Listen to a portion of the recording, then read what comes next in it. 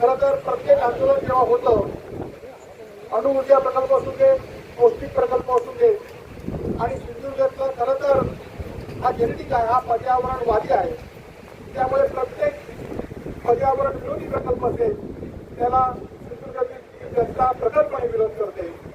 आज या ठिकाणी संपूर्ण सिंधुदुर्ग जिल्ह्यातील स्थानिक लोक आहेत, परंतु उद्या सत्ताधारी नेते पालकमंत्री उद्या आरोप काय करणार तर ज्या प्रकल्पाला राज्यातील बाहेरून लोक आले होते. त्यामुळे माझी आपल्याला सर्वांना प्रथम विनंती आहे की आपण जर सिंधुदुर्ग जिल्ह्यातील असेल तर सर्वांनी हात वरती करा. ते सिंधुदुर्ग जिल्ह्यातील आहेत त्यांनी हात वरती करा. म्हणजे ही सगळी माणसं ही सिंधुदुर्ग जिल्ह्यातील देवगड तालुक्यातील आहेत. आमच्या मालवणमधील सुद्धा आपला आजचा सुद्धा आमचे लोक आलेले आहेत आणि त्यामुळे ही सगळी मंडळी गुजरात डोळे प्रवासी अशा पद्धतीने ही सगळी जनता त्या देवगड आणि मालवण तालुक्यातील आणि सिंधुदुर्ग जिल्ह्यातील आहे आणि खरोखरच खूप तितकी या लोकांचा विरोध आहे. खरं तर पालकमंत्री साहेब तुम्ही गेल्या वर्ष 2 वर्षाच्या सगळ्या निवडणुका तुम्ही जिंकल्या असतील. त्या निवडणुकीत तुम्ही कशा रीतीवर जिंकल्या हे तुम्हाला माहिती असेल. लोकांच्या त्या निवडणुकीत मताच्याद्वारे तुम्ही जिंकल्या असतील, तुम्ही लोक बसवले असतील, परंतु लोकांचा विश्वास तुम्ही मात्र सातत्याने गमवत चाललेला आहात.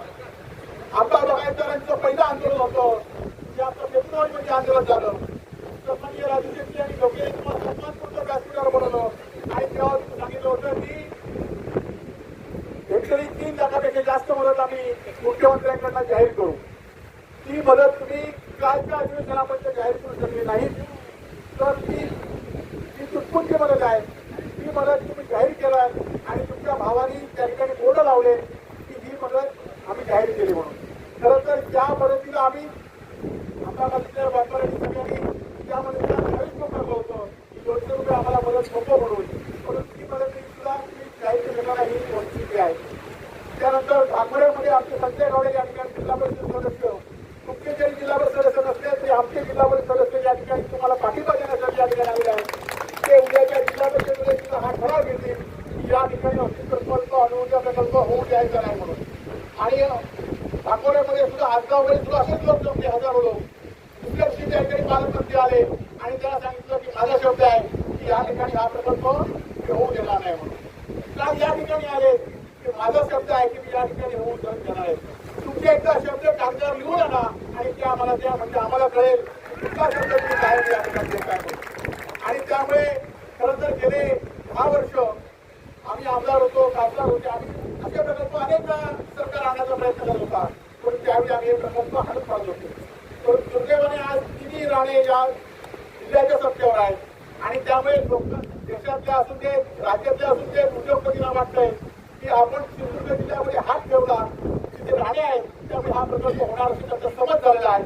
तो समज आपल्याला सगळ्यांना आज या ठिकाणी मोडून काढायचा आहे. तो प्रकल्प आपल्याला सर्वांना दाखवायचा आहे. आज जास्त वेळ आपला घेत नाही, परंतु हे आंदोलन, ही लढाई आता आपली सुरू झालेली आहे. लढाई ही लढाई कधी संपेल हे सांगता येणार नाही. या लढाईमध्ये आपल्याला किती त्रास होईल हे सांगता येणार नाही. या लढाईमध्ये आपल्याला काय आपलं गमवावं लागेल हे सांगता येणार नाही. परंतु ही लढाई सुरू झालेली आहे. या लढाईत आम्ही सर्व सिंधुदुर्गवासीय, आमची संपूर्ण सिंधुदुर्गाची ताकद तुमच्या या पाठीशी आहे आणि परंतु ही लढाई तुम्हालाच लढावी लागेल. तुम्हालाच या ठिकाणी पुढे यावं लागेल आणि त्यांच्या पाठीशी आम्ही सर्व या ठिकाणी लोकप्रतिनिधी माजी असू देत किंवा आम्ही संघटनेचे कार्यकर्ते असू देत, या सगळ्यांच्या पाठीशी आम्ही तुमच्या पाठीशी आहोत. खरं तर या तरुण मुलांचे डोक्याचं असू देत, आपले गणेश गावकर असू देत, त्यांचं असल्याचं आपले टेबल असू देत, त्यांचं मनापासून आश्वासन केलं पाहिजे होतं. कारण पहिल्यांदा त्यांना पण वाटतं की आपण सत्ताधारी लोक आपला काहीतरी आश्वासन देते म्हणून ते हळूहळू चालत होते, हळूहळू त्यांच्या मनात बोलवते, टप्प्यावर बोलवते.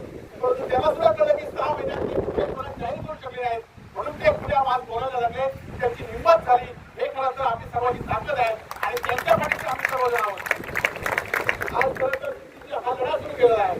हा जरी छोटा लढा असेल तर निश्चितपणे या लढ्याची ताकद, या लढ्याचा अंगारा, या लढ्याची आग ही संपूर्ण सिंधुदुर्ग जिल्ह्यात होईल. आणि आज खरं तर या लोकांकडे आज सगळे लोक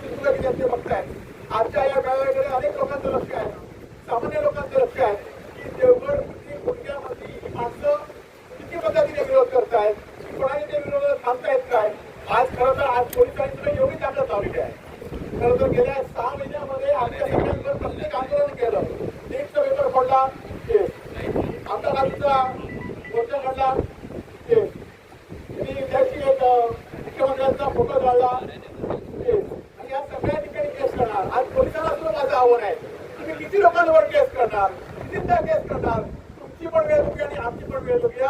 किती केस करा आम्ही तुमच्या या केसला दिला नाही, तुमच्या जातीला दिला नाही. आज पुन्हा एकदा सर्वांचं मनापासून आभार व्यक्त करतो की आपली लढाईचा सुरुवात आज तुम्ही मोठ्या संख्येने दाखवला. कोणी तुम्हाला गाडी पाठवली नाही, कोणी तुम्हाला वडा दिला नाही, कोणी तुम्हाला पाणी दिले नाही, पण तुम्ही आपला लढा आहे त्यासाठी तुम्ही सगळेजण आलात. त्यासाठी तुमचं मनापासून अभिनंदन. आणि हा लढा आपल्याला आजपासून या ठिकाणी चालू करायचा आहे एवढं काम सांगतो आणि थांबतो. जय हिंद, जय महाराष्ट्र. धन्यवाद नाईक साहेब. यानंतर राष्ट्रीय समाजवादी पक्षाचे ताज्या अपडेट्स आणि ताज्या बातम्यांसाठी आजच सबस्क्राईब करा आपला Sindhudurg digital news channel. Like करा, शेअर करा, कमेंट करा आणि महत्त्वाचं म्हणजे बेल आयकॉनला क्लिक करा.